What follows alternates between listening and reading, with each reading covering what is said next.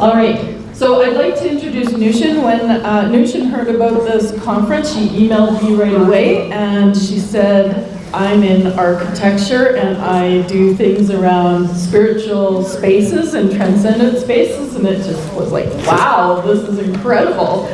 And she shared with me that she had been working with some others on a film, and I was like, a film? You have a film on this?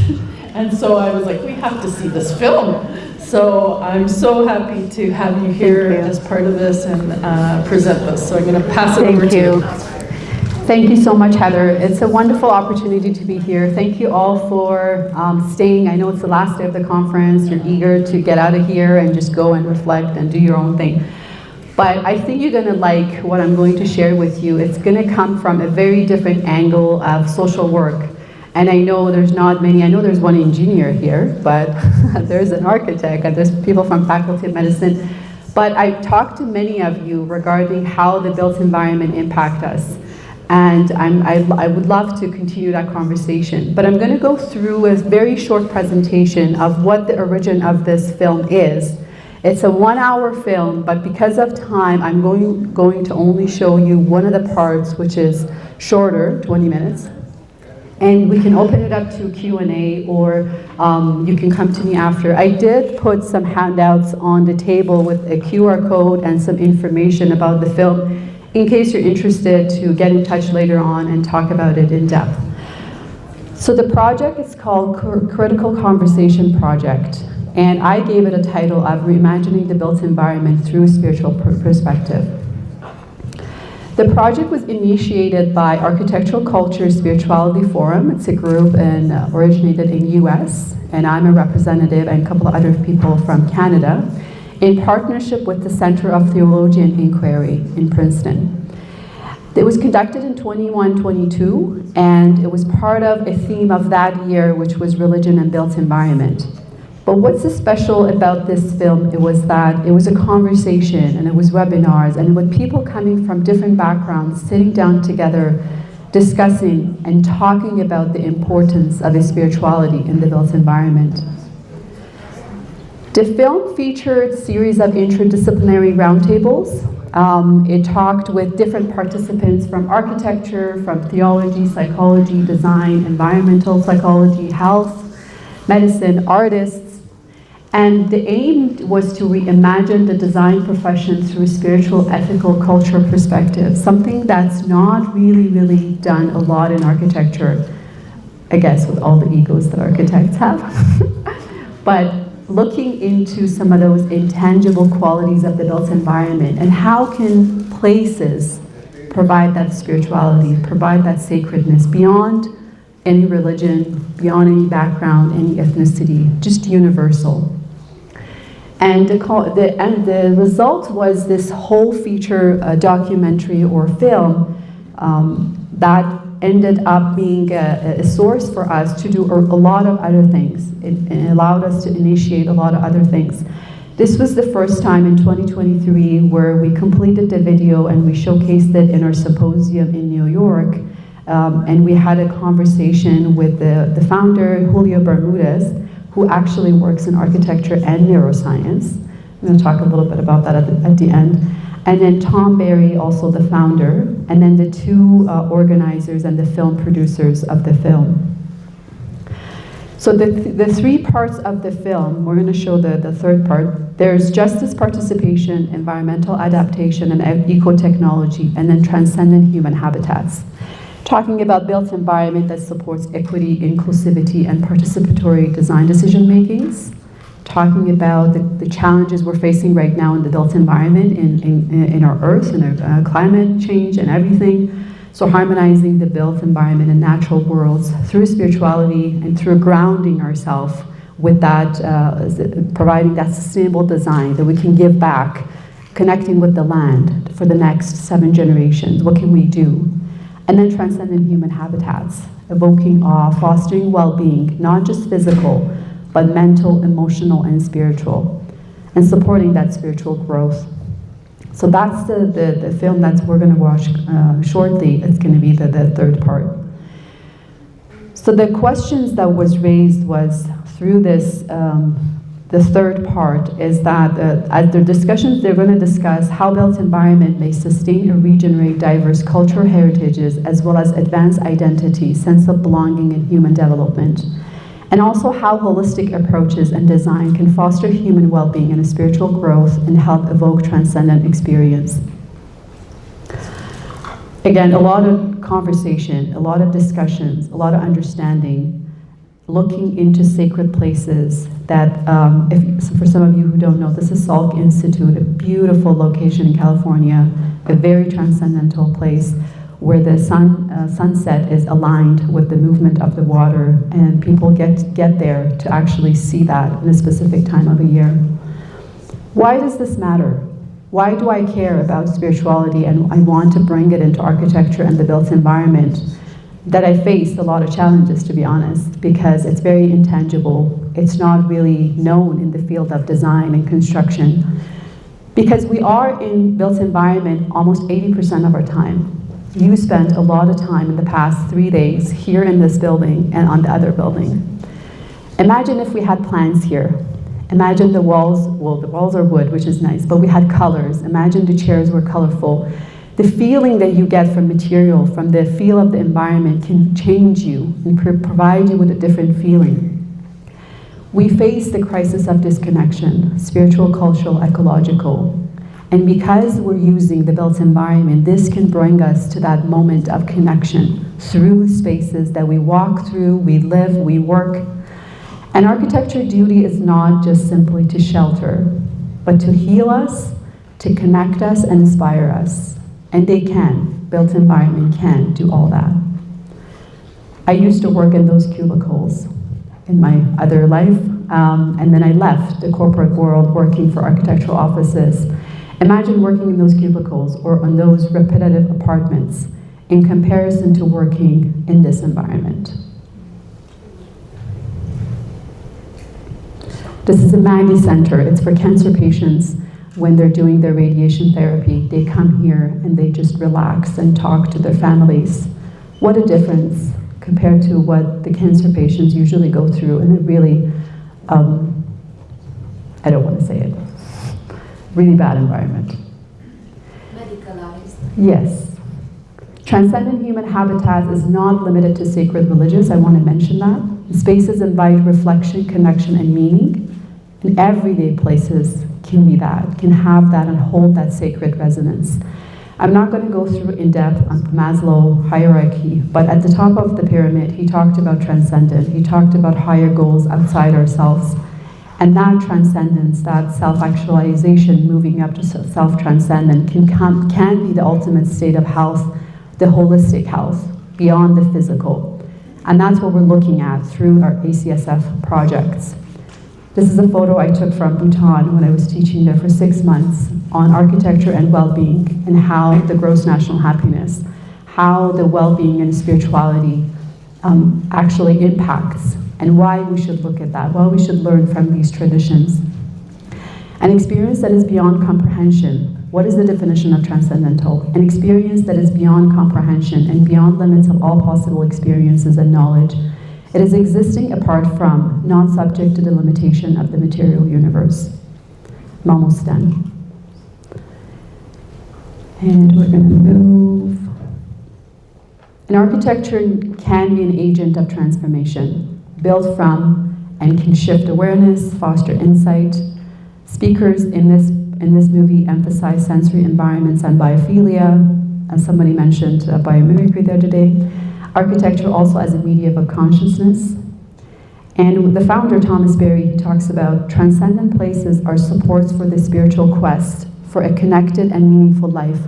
They have the capacity to slow us down, transcend ourselves, and connect us with other. That's another quality of architecture, is to allow us to pause as we're rushing through stations, through bus stops, through metro stations, office to office, building to building. And again, sacred can be ordinary, in a simple Mediterranean patio in Italy, in your grandparents' house. Everyday environments can hold spiritual values, home, porches, gardens. Johanni Plasma, a really well-known phenomenologist in architecture, talks about holy in the humility of daily life. And then moving on and putting this into education. I had my session the other day talking about Indigenous ways of knowing and connecting this with teaching, and how do we bring this to teach architecture students later on, the future architects, on building environments. Divine providence appears through the poetic objects we make. It is a matter of experience and of intellectual faith.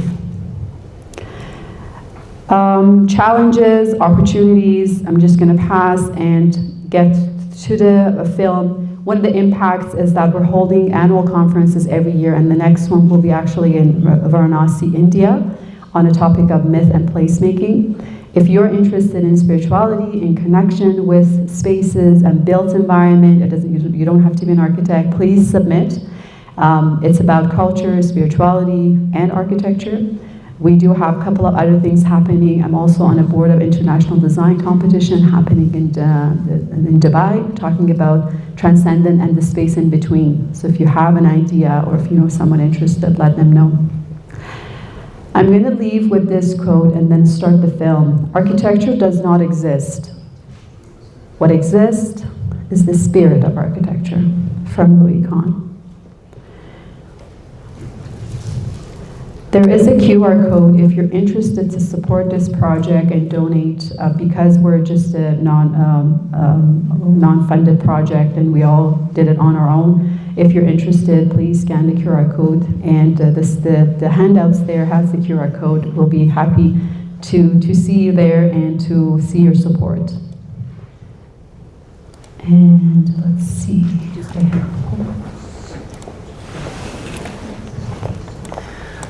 Just, I know that we're a little behind time, so we'll watch the film, and don't feel like you have to rush to the McKimmie to present and get there. We will just adjust our time, and we will shorten our closing ceremony at the end a little bit if we have to. Thank you, I appreciate that. Just one other quick thing, guys, because it's still pouring out. We'll meet as a group and we'll go through the queue and hall to minimize the time outside getting soaked. So we'll just gather in this front area here, and myself or Daniel or one of the volunteers will walk us over. Do we need to dim the light, or I think it should be fine.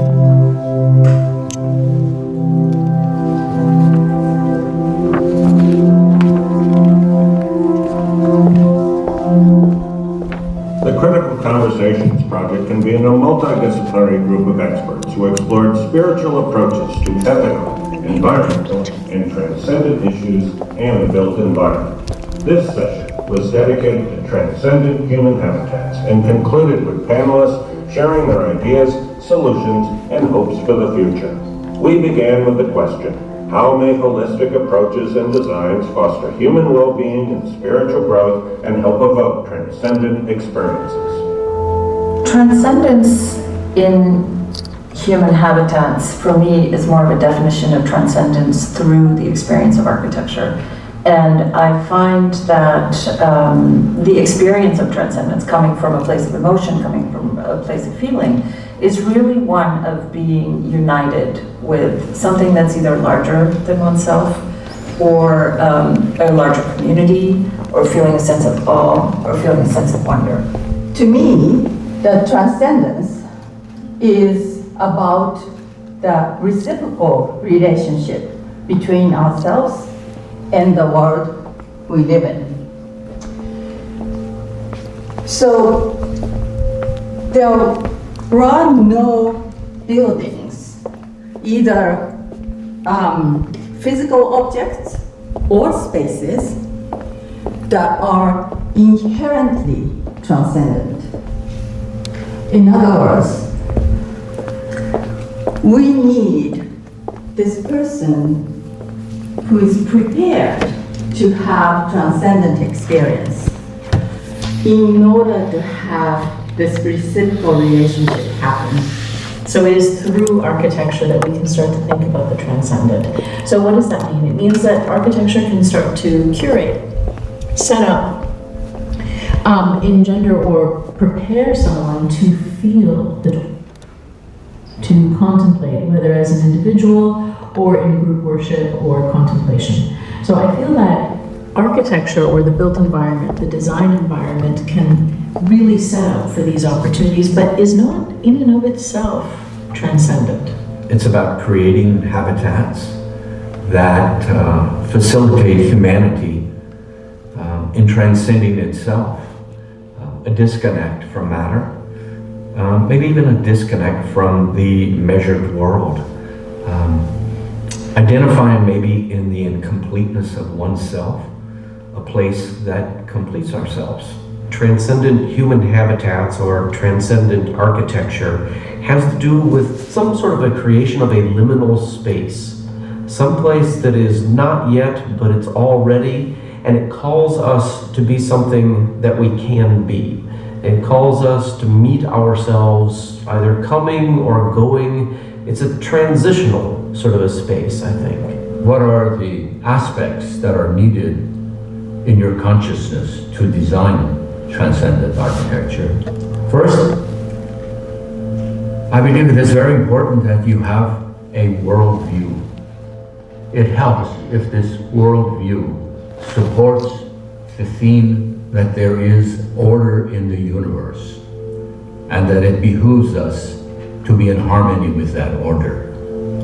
I think next, in order to gain that sense of order, it helps to practice contemplation, compassion, and moderation, keeping in mind that you are only a very small part of this universe. Transcend, meaning transcend, going across, going beyond. What is it that we go beyond? I think there are two things. I think there is a mainstay value systems that we tend to take for granted as value system or trustworthy system that we use easily and readily. For example, the modern sciences we rely on, or capitalism, or positivism. The second one is transcending one's immediate self. So one's own interest, one's own purposes, or one's own benefits. Those are the things that I think of going beyond when I think of transcendental experiences. There is always a question of, you're saying that these experiences happen, these situations happen. Do they really happen? Is this just subjective? Of course, there is plenty of word of mouth through human history that say, well, if you just go to a Chartres Cathedral, or if you go to the Pantheon, or you go to the Great Pyramids, something unique happens. And there is plenty of validation to that. You have these surveys, but of course, these days, we don't assign great value to these surveys or these experiences because there is not some sort of evidence, scientific, empirical evidence. So one way in which I think in the last 30, 40 years have become available is the power of neuroscience and neurology and physiology to be able to begin to measure conditions of our responsive to environments of this type that indicate that these experiences, first, they are not purely subjective, but the combination of neuroscience and phenomenology open incredible doors to begin to understand for first time in history of how these buildings are able to quicken this connection to something larger than ourselves. We're living in times with many struggles, right? Climate change, issues of inequity, presently a pandemic, a war. We're searching for ourselves, the nature of ourselves. How are we significant? How do we live purposeful lives? What is the meaning of our lives? How do we find within ourselves a selflessness? How do we think more about community and the various ways we can contribute as maybe humanitarians, maybe as architects thinking more about our role as humanitarians and how that may result in a transcendent space as an architect. I think there's a real need for that kind of a transcendent architecture, that habitat. right now, because, especially at the end of this pandemic season, people don't know if they're coming or going, and they're living in the midst of a liminal space. And having architecture that speaks directly to that experience helps us to find ourselves again. It invites us to have an experience that we might not have otherwise. Because at that moment, the liminal space, it slows down the passage of time so that we have a moment to reflect. I think when we take a look around the world today, we can see a culture that's deeply divided. We can see ourselves falling on different lines that are political, that are entrenched.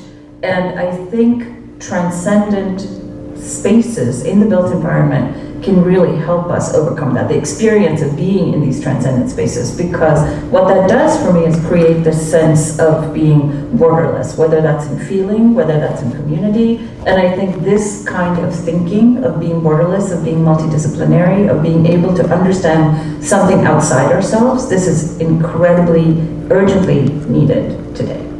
Transcendent architecture very much believes that culture is the key to how you go about building what is at the root of human beings, and also the diversity of human beings. You have to recognize that, but not to be used politically, but to be used as a very important aspect to create identity and social identity.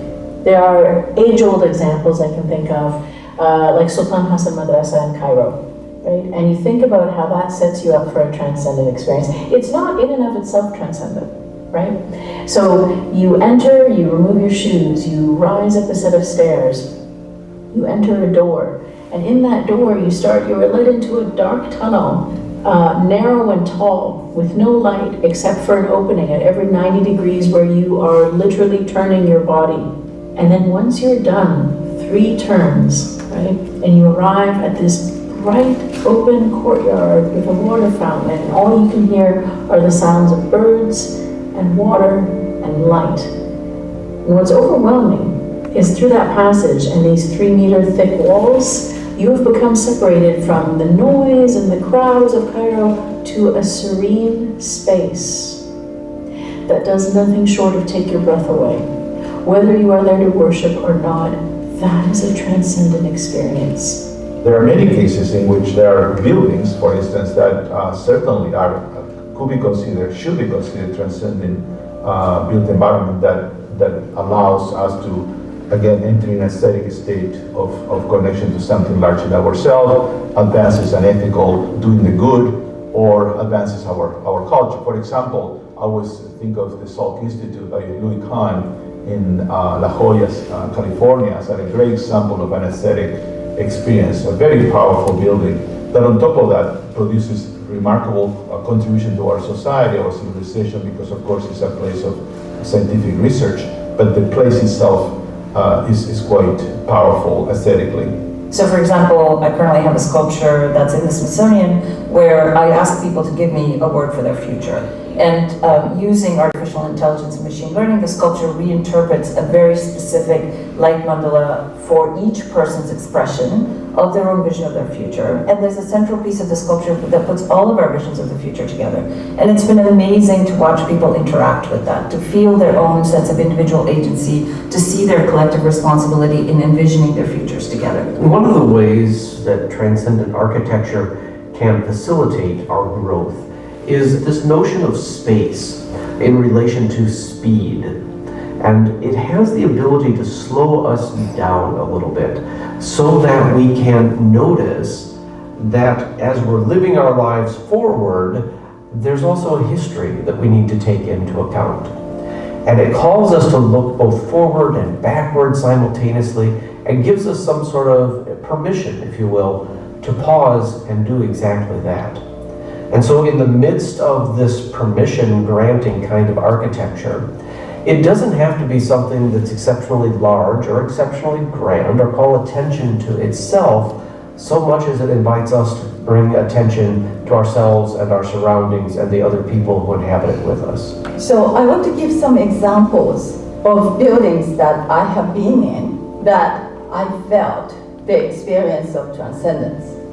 The Victoria and Albert Museum in London, on the western wall of that building complex, are some scars in the exterior of the building material. Those scars were made by the bombs that were dropped by Germans during the Second World War.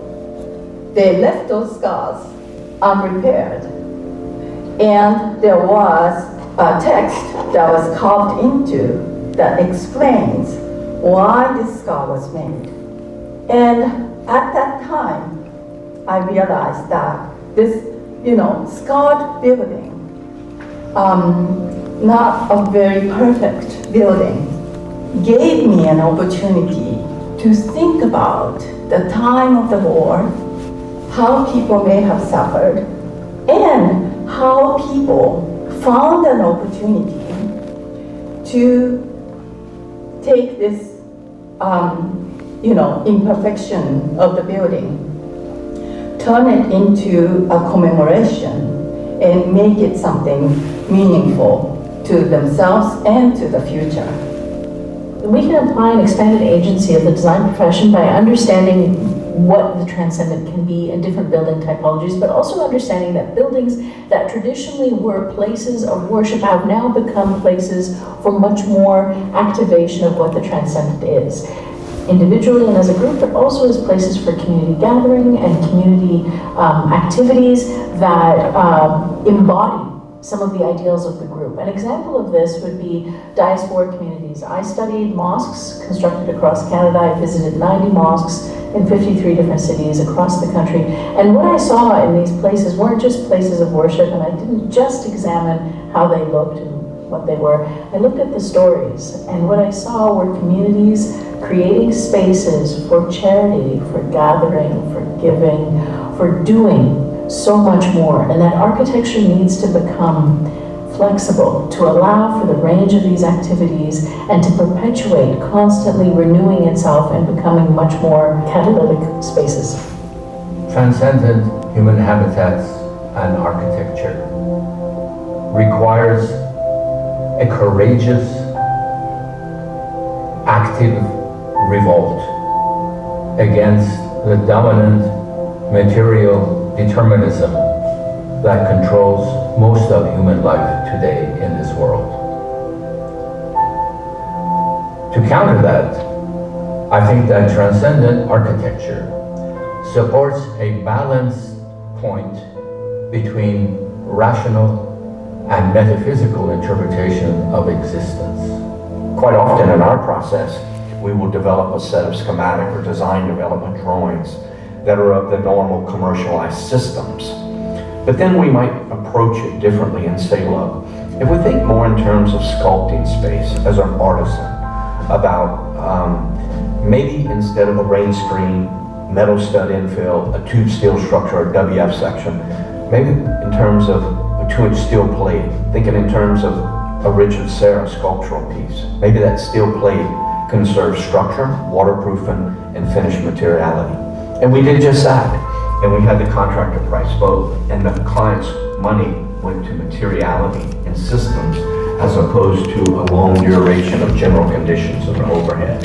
And it resulted in a significantly better building, a building that will last longer, a building that responds to the natural elements of place, will age and patina beautifully, will move from a world of artificial to more of a world of artificial/natural world. And it's that place for us where mystery begins to occur. Because occupants of the building, visitors to the place, don't quite quickly understand what exactly was constructed or how it was constructed or the process of construction, because it's out of the realm of ordinary. And so it takes them to a different place.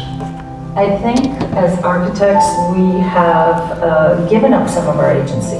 I think we have become somewhat enslaved to the forces of capital. And we need to reclaim our place as the poets of culture. And architecture is not just a container, it's a catalyst of culture. And this needs to be something we're boldly stating to the people who commission work from us, so that they are then empowered to expect something better from us. And we, as multidisciplinary, natural collaborators who work with engineers and contractors and scientists in all kinds of fields, we have the natural capability to really build this kind of holistic vision for ourselves, our futures. And I definitely think that we need to be much more vocal about reclaiming our place in society that way. When confronted the hard problems of the world today, all the things I mentioned earlier, one of the natural responses is to feel depressed, cynical, discouraged, fearful. All natural responses, but nonetheless disempowering and not encouraging ones to engage the world. I think it's very important that we see the world, the future of the world, in a very positive and optimistic way. No out of naivete, but the opposite. I think it's important to see that this world has great potential, and that youth and anybody today has not just the opportunity, but also the great honor to move forward. A view of the future is one that should be of great positive outlook. I think the best days of the world are yet to come, and this transcendent built environment idea will allow us to move in that direction and resolve many of these challenges that we otherwise face.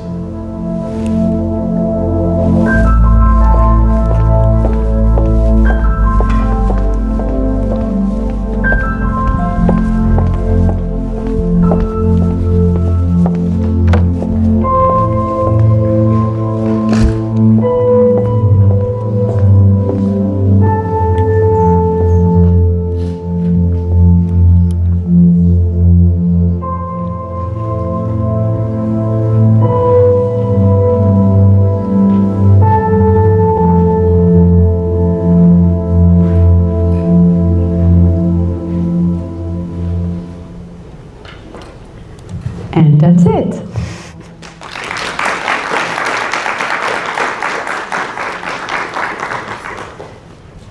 Any questions, comments, suggestions?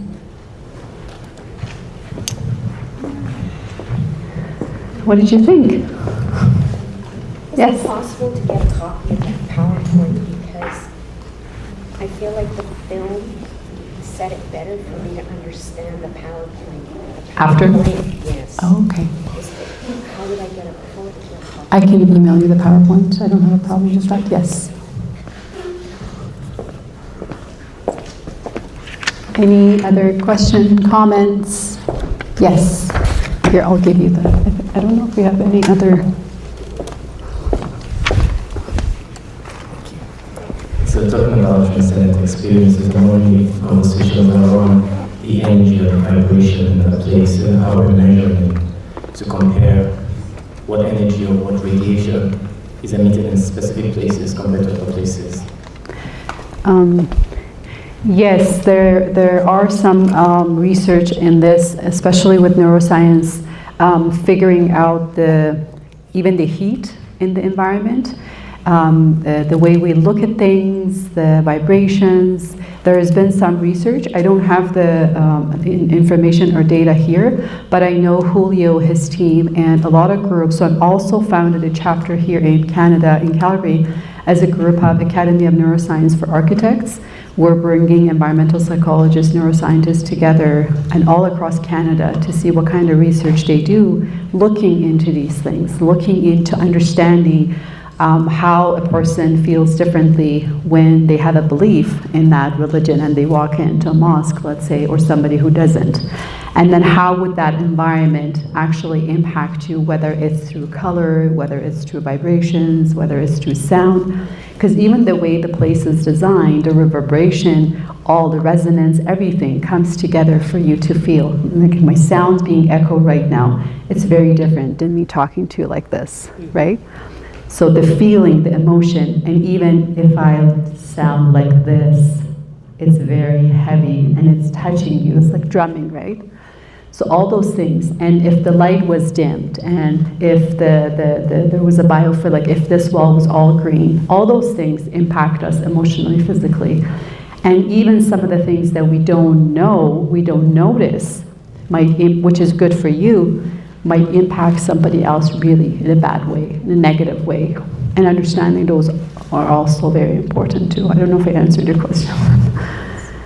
Any other question, interest? I know we're short for time, so we have to quickly run to our McKimmey Tower for our session because it started at 5 minutes ago. But I'll be around if you have any comments, suggestions, if you want to get a copy of the PowerPoint, or if you want to collaborate with us in any way, please come and talk to me. I'll be more than happy. Thank you so much for staying.